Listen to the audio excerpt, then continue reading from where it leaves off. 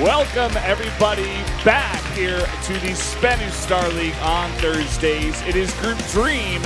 My name is Valdez. With me is Wolf today once again. How are you doing? Really, really good, man. I'm actually really excited to cast Star League. It's been a long time for me. I got bogged down by those non-siege tanks, and now I'm back here. you were, being a game trader for a while. It's okay. You're back. We forgive you. You're back here at Starcraft. Got my passion restored. Yeah. Here's our group, guys. Look at this group. 3 Protosses and Dream. That's the story here. That's why it is Group Dream. And Dream looked really confident coming into the studio today in the makeup room. He looked kind of cocky, just like his picture here. Almost overconfident. He kind of walked in with a bit of a smirk on his face. He said before, first, actually, the CG is very short. Terraform, Cactus Valley, Echo are going to be the maps. And you guys can see the win rates there on the sides. But incredible win rates, by the way, for both these players in this matchup. Look at that. They actually have their best win rate in this matchup. Dream in the TVP and MyuNgSiK in the PVT. So that's important to note, especially going to the fact that, for example, from MyuNgSiK, he's been playing mostly PvPs, which his win rate is not as strong in. It's funny that they extended that, actually, after we complained a little bit. We can actually see the maps now while we're talking about stuff. But, yeah, like I was saying, almost a little bit overconfidence. And he said in the interview, I know he didn't get that really translated for you guys, but he was like, yeah, these guys are not that good. I'm just going to roll over them. I'm going to get out in first place. That's what he said. I mean, I would actually agree with him. But I hope he doesn't pull like a Locira and come in here saying, oh, Hyun's no big deal, like whatever, like here I go, and then he dies. Sure. I mean, I worry for him if he's coming into this overconfident as well. It looked like that's how he came into his Code A match versus Hack, where he got 3-0, did not win a single set, did not have a good preparation for the maps, for example, looked terrible on Terraform, which is going to be one of our maps today, I believe. So I feel like, Dream comes into this prepared. He does get out in first place most likely. But if he's being a bit too cocky, or if he gets caught off by this new, changing, slower meta right now in PvT, then I think he could have some trouble. But we're seeing that the meta is changing kind of all through things, Pro League, the GSL, and now in Star League. So I feel like he's got to be caught up with it by now. I mean, he watches StarCraft. He plays StarCraft for a living, right? Yeah, he must know exactly what's going to be going on. I'm very curious to see like the different Protoss styles against Dream, especially because he's known for being very aggressive, but the new Terran kind of meta here is like, okay, I'm going to make my third command center very quickly. There's a bug terrorizing us right now. I know, it's just, it's all over the place. Hope he doesn't kill us. I almost got Get it, Wolf. I almost got it. Don't worry. I'll get it later. He's trying to escape from the glass, but he can't. He's trapped in here with us. Sorry, buddy. Third or fourth, I guess I should say, Star League commentator in here today. All right. This is going to be so sick, man. I love Star League so much. This is my first time casting it actually in the actual group stage, and this is a good group for being my first. Dream versus MyuNgSiK to start things off. Well, we gotta look at those maps. I think it was Terraform, Cactus Valley, Echo. Yeah, that's exactly what it is. It's gonna be very interesting to see what MyuNgSiK's gonna do for me, because he's also known as kind of a tricky guy. They named him like the weird Protoss here, and I don't know. We'll have to wait and see what kind of builds he's going to throw at Dream. Is he going to play straight up or just try to do something tricky? It's a good question, Valdez. The map is loading. Are you ready? I am so ready for this group now.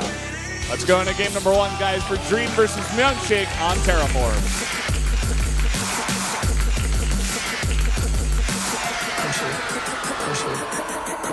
Push it.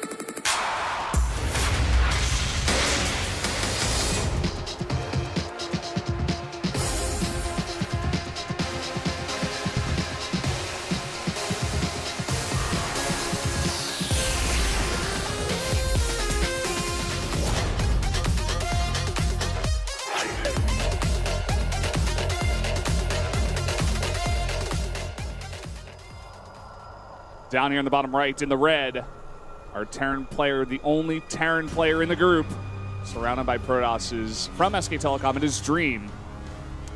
Wearing his pin from last season, as well as the new updated version. Cool. 2-time finalist. Oh, up to the top left in blue. They cut you off, I'm sorry. It's MyuNgSiK for SBENU. SBENU doing very well recently against KT in Pro League. Stats doing a very strange Colossus drop. I hope we do not see that here. in this in this group. If we see it, let's just hope it's a bit more successful. Hope we can find the secrets of that build. Yeah. So we talk. Dream is a 2-time Star League finalist. If you've been following StarCraft 2 in Korea over the past year, you definitely know this guy. MyuNgSiK, on the other hand, definitely a bit of an up-and-comer still, but has looked really successful in recent times. They made it to the round of 8, I believe, in the first season of Star League this year. Didn't do as well in Season 2, but in Season 3, he's already looking really strong, and I think he could get out of this group. The MyuNgSiK is unpredictable. Like you said, kind of nicknamed a bit of a weird Protoss. He also has his fan, and he's supposed to be called like a strange strategist because his builds are so specific.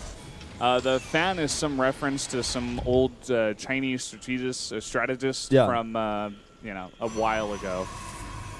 Ooh, look at this. Dream versus 3 Protoss. I think this is a good time in the early game to remind you guys, if you take a selfie of yourself watching Star League here, or just draw some kind of image like this, if you're good with Photoshop or Paint or whatever you want to do, you post it on the websites, which is e-sports.tv.net. Yeah.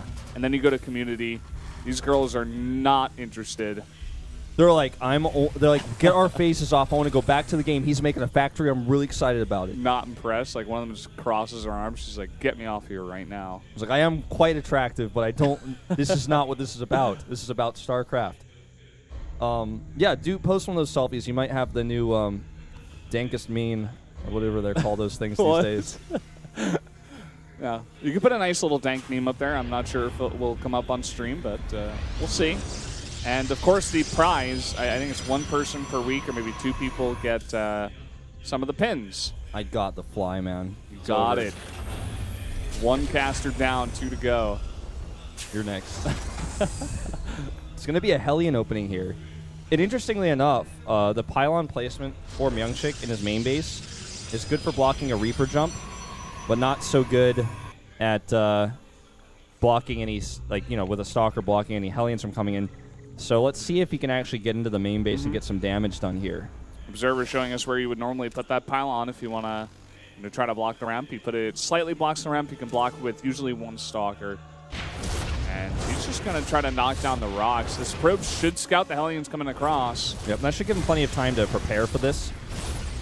Stalker's already in decent position with the Mothership core, but he just needs to get that pylon up. Boom, that's what he's looking for. Probes here to help. Or actually, I guess he's just going to escape with them. And that should be a block there. Yep, easy peasy. Almost gets 1 probe. They just can't get in there. Stalker's way too fat. Stalker's pretty chubby, man. Yeah.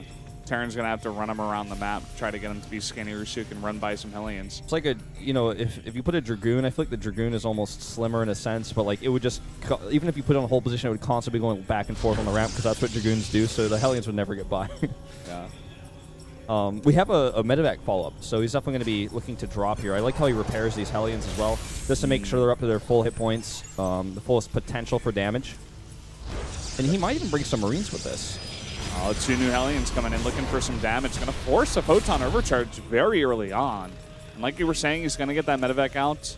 He does have it out now, and he's going to have 4 Widow Mines here. Going to go with the first 2. Okay. So no Marines with this, keeping them at home. But yeah, I mean, if this goes into the main and there's no Photon Overcharge, MyuNgSiK will see this. But did he see it? I think he did. His Stalker's still at the natural, though, which makes me worry. And in fact, he's making forwards in the main base. I don't know if he actually saw that. It's a good point you point out there. Now, this Observer should be able to spot the Hellions, meanwhile, that are going to go for a run-by. He evacuates the natural. Yeah, he knows. He knows 100% here. Really well done. Very patient.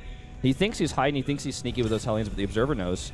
He's very aware of that. Observer knows everything. And this is just the way that Protosses are playing once again. They just get out so many Observers. They see everything. It used to be with the blink. Sometimes you wouldn't have detection. Sometimes you wouldn't see the drops coming in. It was hard, but now with Protosses going back to this kind of build. Oh my god, he needs to pull those. There's so many probes here. 2 should go down. Oh, a bit of a misclick there. Loses 4 and now a 5th one at the natural. Yeah, that was a bit of a blunder there. That's good damage there. The pull was not like an immense pull. It was not one of those pulls where you're like, well, he lost a lot from that. But, this kind of meta is kind of fading away, I would say, a little bit right now, this constant aggression. But Dream is making it look very feasible. I mean, he's finding holes in MyuNgSiK's play here.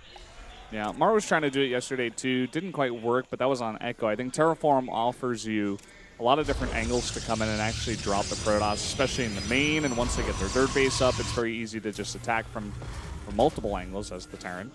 Yeah, the line of sight blockers really give you a lot of potential as well. Those line of sight blockers, man. We talk about them all the time. There's way too many of them. Yeah, I don't like this map that much. I mean, I've been pretty adamant about it, but yeah, it's growing on me a little bit though. Seeing the way players are starting to use those blockers and how Protosses are adapting and having observers over them to make sure they can see what's inside. The Marine Council over here. Yeah, they could, you know, if they were paying attention, scan that observer. Maybe having more important chats of that council. Yeah. Too busy deciding what their late game strategy is going to be. Yeah. Well, combat shields and stim both on the way here with a double tech lab. So he's getting those important marine upgrades out very early here. I should say bio upgrades that will of course apply to the Marauder with the stim. But you know, the Colossus tech that's coming out here is on time to protect this third base because he knows it was a big teching build. There's not a large bio follow-up. The Mothership core currently is sitting on 165 energy, so he's got plenty of energy to help deflect these attacks. And I like this, even using Stalkers to delay the attack. This is a strong push, though, coming across the map right now. Yeah, I think he definitely could get up into that third base and cancel it, especially once all these upgrades line up, which they are going to. Stim combat shields, +1 even almost done here. And the first part of this, though, is he does need to identify that a third base is here.